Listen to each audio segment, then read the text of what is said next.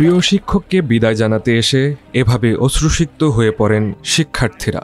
সাহিত্য ও শিক্ষাঙ্গনের মানুষকে শোকের সাগরে ভাসিয়ে না ফেরার দেশে পাড়ি জমালেন ঢাকা বিশ্ববিদ্যালয়ের ইংরেজি বিভাগের ইমেরিটাস অধ্যাপক ও ২১ পদকপ্রাপ্ত সাহিত্যিক ডক্টর সৈয়দ মঞ্জুরুল ইসলাম। ১১ অক্টোবর কেন্দ্রীয় শহীদ মিনারে এই কথা সাহিত্যিককে শেষবারের মতো দেখতে বৃষ্টি উপেক্ষা করে ছুটে আসেন সহকর্মী ও শুভানুধ্যায়ীরা।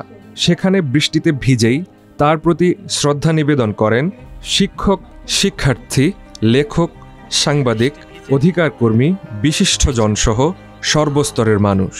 শ্রদ্ধা জানাতে আসা অনেকেই বলেন, ডক্টর সৈয়দ মঞ্জুরুল ইসলাম পৃথিবী থেকে বিদায় নিলেও তার কাজে বেঁচে থাকবেন অনন্তকাল।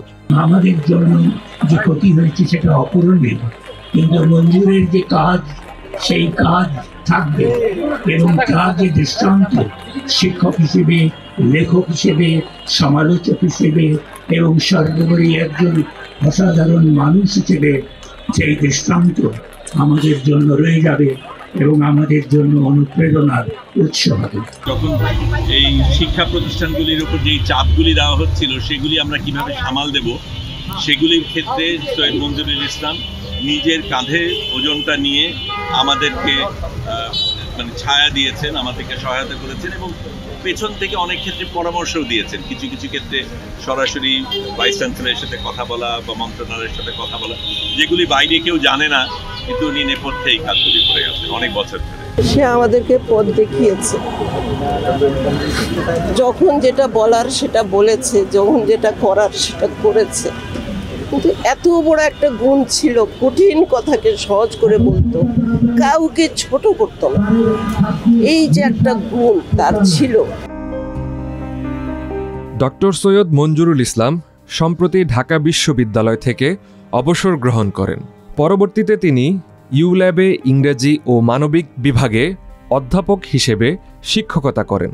তার প্রতি শ্রদ্ধা জানাতে এসেছেন ইউল্যাবের উপাচার্য ও সাংবাদিকতা বিভাগের প্রধানসহ অন্যান্য শিক্ষক এবং শিক্ষার্থীরা। তারা বলেন, ইংরেজি সাহিত্যের শিক্ষক, কথা সাহিত্যিক, প্রাবন্ধিক, প্রতিটি পরিচয়ের বাইরে তিনি ছিলেন এক আলোকিত মানুষ। তার বিদায় দেশের জন্য অপূরণীয় ক্ষতি।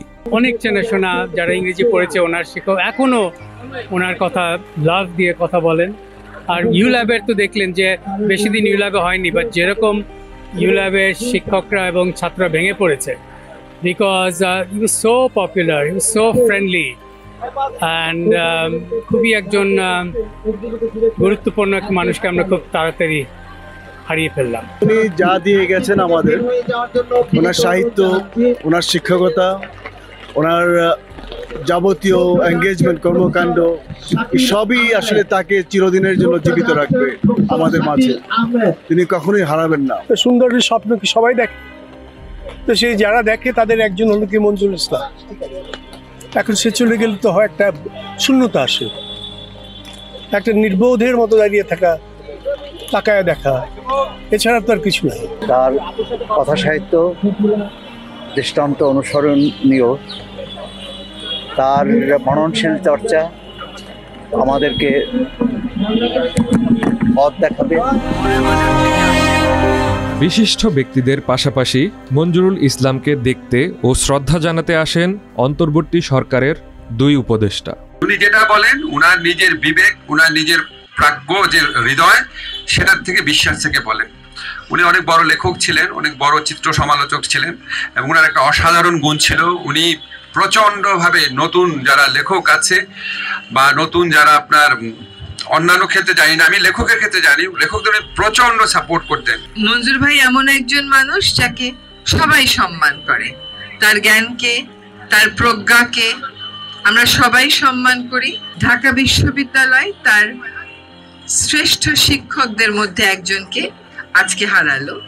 ছাত্র সমাজও তাদের শ্রেষ্ঠ শিক্ষকদের মধ্য থেকে একজনকে আজকে হারালো। পছন্দের সাহিত্যিক ও অধ্যাপক ডক্টর সৈয়দ মঞ্জুরুল ইসলামের জন্য দোয়া চেয়েছেন তার পরিবার।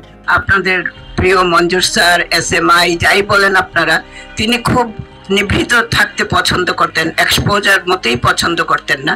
আপনারা সেটা সম্মান রেখেছেন এবং আপনারা হসপিটালে গেছেন ঠিকই, কিন্তু কোনো অবস্থায় আমাদেরকে বিরক্ত করেন নাই। তার জন্য অনেক অনেক ধন্যবাদ জানাচ্ছি, আপনাদের কৃতজ্ঞতা জানাচ্ছি। ইনফ্যাক্ট আপনারা সবাই তার জন্য দোয়া করবেন যেন ওই জাহানে তিনি খুব ভালো থাকেন যেমন পৃথিবীতে ছিলেন।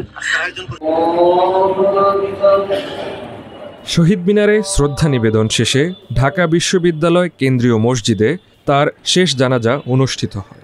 এ সময় জানাজায় উপস্থিত ছিলেন ঢাকা বিশ্ববিদ্যালয়ের উপাচার্য অধ্যাপক ডক্টর নিয়াজ আহমদ খান।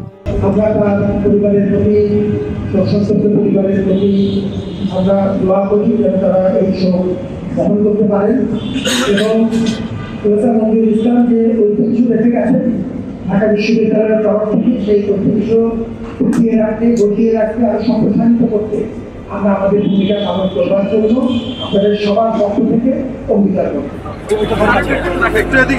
এদিন বাদ জোহর ঢাবির কেন্দ্রীয় মসজিদে জানাজা শেষে সৈয়দ মঞ্জুরুল ইসলামকে দাফন করা হয় মিরপুর বুদ্ধিজীবী কবরস্থানে।